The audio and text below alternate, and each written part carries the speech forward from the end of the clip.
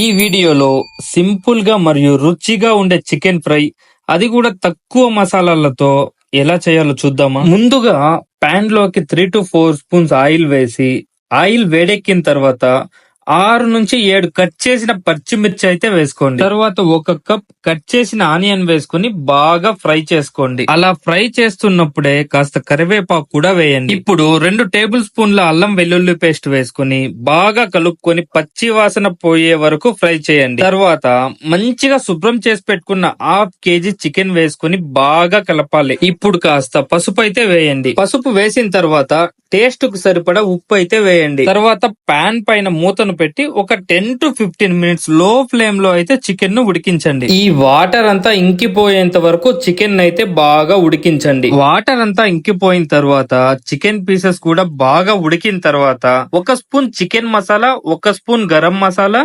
2 table స్పూన్ల కారం వేసుకొని బాగా కలపండి. ఫైనల్ గా పుదీనా కాస్త కొత్తిమీర కాస్త చల్లుకుంటే టేస్టీ చికెన్ ఫ్రై అయితే రెడీ అయిపోతుంది. మీరు కూడా ఈ వీడియోలో చూసిన విధంగా చికెన్ ఫ్రై ప్రిపేర్ చేసి టేస్ట్ ఎలా వచ్చిందో కమెంట్ చేయండి. మరిన్ని ఇలాంటి వీడియోస్ కోసం మా ఛానల్ అయితే సబ్స్క్రైబ్ చేసుకోండి.